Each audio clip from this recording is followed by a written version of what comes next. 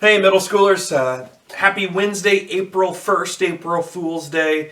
This is my JOLT teaching for this evening. I'm coming to you live from my brand new basement studio.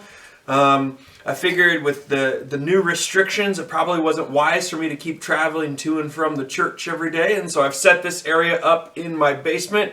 It looks like this. There should be a picture right there to show you what my basement looks like right now. And so this is our teaching for this Wednesday. I would highly encourage you tonight, if you have a Zoom account, to hop over to Zoom at 7:15, and I'll be live on Zoom. I've sent your parents the meeting invitation and all that, how to get into the room, but I'll be live over there at 7:15 this evening, and I hope that you'll join me. You have plenty of time to watch this video and then move over there. I was thinking about, since today's April Fool's Day, kind of as I think about my time here at Mac Free or even life, like what my top, like maybe April Fool's prank moments are.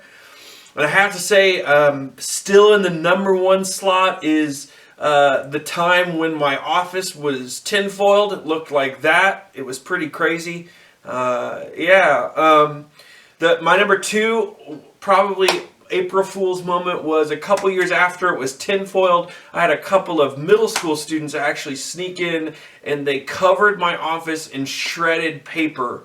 And and I'm still convinced there are still pieces of shredded paper in my office. And then my top 3, my third favorite April Fool's moment would have been last year on April Fool's Day, when I pranked my kids and I sent them to school with what they thought were Lunchables, but when they opened them up, it was like peanut butter sandwiches and carrots. It was brilliant, and I snuck into the school to watch them eat them and open them, and it was so good. It was such a fun prank. So those are my top 3 April Fool's prank moments. What are yours? Do you have top April Fool's prank moments? Maybe tell me about them tonight in Zoom, or share them in the video comments here on YouTube.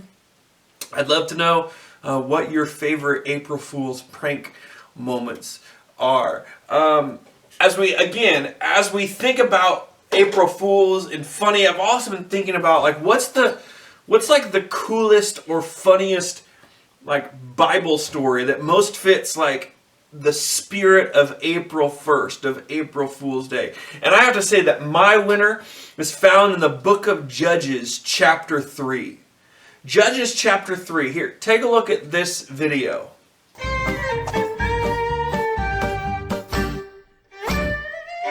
Ehud made him a dagger which had 2 edges of a cubit length, and he did gird it upon his raiment upon his right thigh.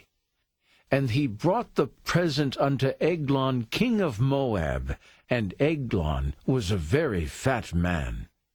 And Ehud came unto him, and he was sitting in a summer parlor, which he had for himself alone. And Ehud said, I have a message from God unto thee. And he arose out of his seat, and Ehud put forth his left hand, and took the dagger from his right thigh, and thrust it into his belly. And the haft also went in after the blade, and the fat closed upon the blade, so that he could not draw the dagger out of his belly, and the dirt came out. Judges chapter 3, verses 16 to 17, and 23 to 26. What a crazy story, right? And if you don't believe me, that you don't believe the awesome cartoon that I just showed you, if you don't believe me, I'd invite you to grab a Bible right now and check it out for yourself. Judges chapter 3. So if you start at the beginning of the Bible, Genesis, Exodus, Leviticus, Numbers, Deuteronomy, Joshua, Judges. All right, Judges chapter 3. And in Judges chapter 3, we meet 2 characters. Ehud, which I would argue is the coolest name ever. And we're told that Ehud is left-handed. Now, as a fellow left-handed person, I'm a lefty, here's why I love this. This story makes it seem that being left-handed means that he was shifty or tricky. Like even back in the Old Testament, you couldn't trust left-handed people. And what's probably more likely, it probably wasn't like that he couldn't be trusted or he like chose to be left-handed. What's more likely is that probably his right hand was wounded or it was like deformed in some way, and so that prevented him from using it. Like so he just couldn't use his right hand. Like maybe it was like cut off during a lightsaber battle. Like we don't know. So we're told we're told that he's left-handed, but Ehud also makes his own sword. I mean, like, how cool is that? Here we go. We have a lefty. He's already cool in my book because he's left-handed. But not only is he left-handed, but he makes his own weapon. I mean, that is amazing. This story like has everything. Now, the other character that we're introduced to in this story is King Elgon. King Elgon, who we're told is the scripture says he's a very fat man. Now, the reality is that he's probably really fat because he's ruling over people, and he's more than likely he's stealing all of their resources and he's stealing all of their food for himself. See, so Ehud and his friends go visit this king. And as they're leaving, Ehud says, "Oh, I need to go back. There's something I forgot to talk to the king about." So he goes back to the king alone. And he tells the king, he says, this is like what the Hebrew, like the literal Hebrew, he says, "I have a secret thing for you from God."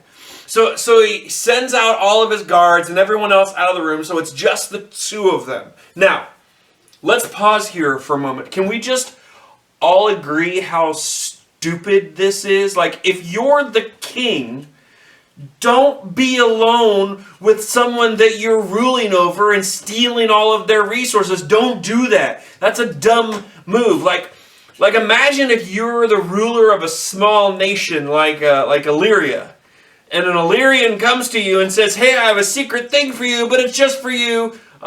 Don't send all of your bodyguards away." Like, there's probably a sneaky left-handed Illyrian that's gonna kill you, right? And that's exactly what happens in this story. And then we come to maybe one of the most April Fool's-esque, grossest parts in the whole Bible. In the original 1984 version of the NIV, which is what I always preach from when you see me carry around this big thing on Wednesday nights or Sunday nights or whatever. In the original 1984 NIV, the passage says this, Judges 3, starting in verse 21. It says, "Ehud reached with his left hand, drew the sword from his right thigh, and plunged it into the king's belly. Even the handle sank in after the blade, which came out his back. Ehud did not pull the sword out, and the fat closed in over it. Then Ehud went out to the porch. He shut the doors of the upper room behind him and locked them." Okay, so that's the 1984. Now, when the NIV was redone in 2011, they shifted the passage so it more closely represented what the original language, what the original Hebrew language said in this story. So listen to it again in the 2011 NIV. Oh, this is going to be so much fun. "Ehud reached with his left hand, drew the sword from his right thigh, and plunged it into the king's belly. Even the handle sank in after the blade, and his bowels discharged." And his bowels discharged. The king was stabbed so hard that he pooped himself. Ew. And then it gets better. And I know you're wondering if a story could possibly get better than this, because Ehud locks the door and he escapes out the porch, which you read. And when the king's guards go to check on him, they smell something. And they smell what you would smell if someone in the area had pooped themselves. And so they assume that the king is going number 2 and they don't disrupt him.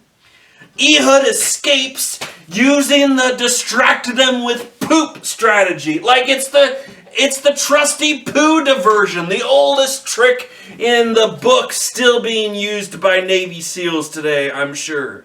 I mean, this story is crazy.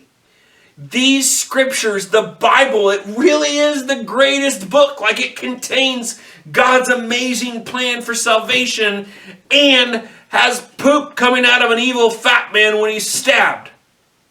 Now, let's talk about the application of this story. How does this apply to your life as a middle schooler in 2020? You ready? Here's how it applies.